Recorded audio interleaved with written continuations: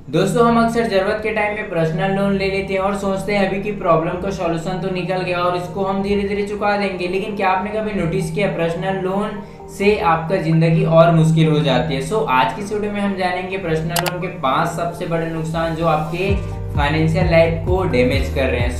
पहला है high interest. पहला नुकसान है हाई इंटरेस्ट। इसमें सबसे ज्यादा ब्याज लगता है, कम से कम 12 से 24% लगता है, जो देखा जाए तो बहुत ज्यादा होता है। दूसरा नुकसान है नो गारंटी। इसमें कोई गारंटी नहीं होता।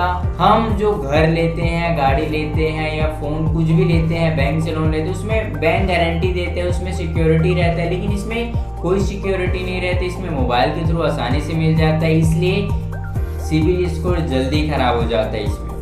तीसरा सबसे बड़ा नुकसान है हिडन चार्ज। इसमें प्रोसेसिंग फीस, लेट फीस और इसमें पेनाल्टी फीस बहुत सारे लगते हैं। अगर आप सही टाइम में पैसे को रिपेमेंट नहीं करोगे तो इसमें पेनाल्टी फीस लगता है, लेट फीस चार्ज लगता है, जो हमारे लिए बहुत ज़्यादा होता है। जो देखा जाए तो नॉर्मल एक इंटरेस्ट से ज़्यादा होता है, जो नॉर्मल लेट फीस होता है उससे कहीं गुना ज़्यादा होता है। तीसरा तो है हमारा हिडन चार्ज। चौथा है ईएमआई का दबाव।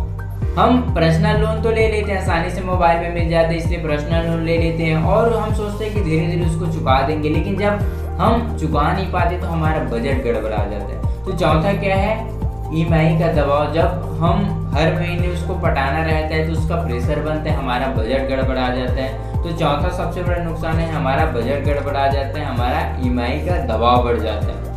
पांचवा नुकसान क्या है, डेब्ट ट्रैप। आप कर्जे के जाल में फंस जाते हो। आप एक लोन चुकाने के लिए आप दूसरा लोन ले लेते हो, दूसरा लोन चुकाने के लिए आप तीसरा लोन ले लेते हो और ऐसी प्रोसेसिंग चलते रहते हैं और ये महीने महीने तक चलते रहते हैं और यही ट्रैप में आप फंसे रहते हो। पांचवा सबसे बड़ा नुकसान है डेब्ट ट्रैप। आप कर्जे के जाल में फंस जाते हो।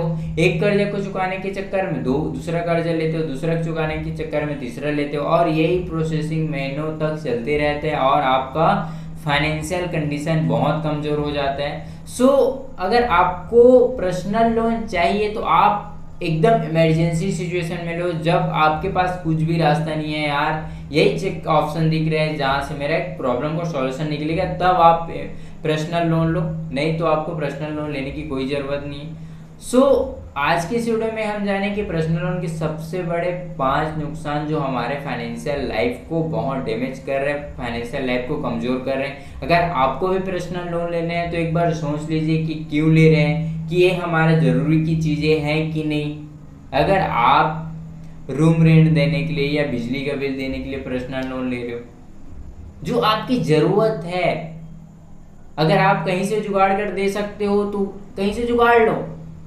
आपको रूम रेंट देना है, आप 2 दिन बाद दे सकते हो, उसको कॉम्प्रोमाइज कर सकते हो तो आप कर सकते हो वहां पे, उसमें पर्सनल लोन लेने की जरूरत नहीं। आप 2 दिन रुक के दे दो, उसको समझा दो मेरा पेमेंट लेट से आएगा तो 2 दिन बाद ले लेना। अब आप उस चक्कर में आप पर्सनल लोन लोगे तो उसमें पहला तो हाई इंटरेस्ट लगेगा जो आपका नुकसान ही है, उससे अच्छा 2 दिन रुक जाओ। ऐसे जगह में पर्सनल लोन लो जो आपके लिए एकदम इम्पॉर्टेंट हो, उसके अलावा कहीं आपके लिए ऑप्शंस नहीं। ऐसी और फाइनेंशियल नॉलेज के लिए हमारे चैनल को लाइक, सब्सक्राइब एंड शेयर करना मत भूलिएगा। Thank you.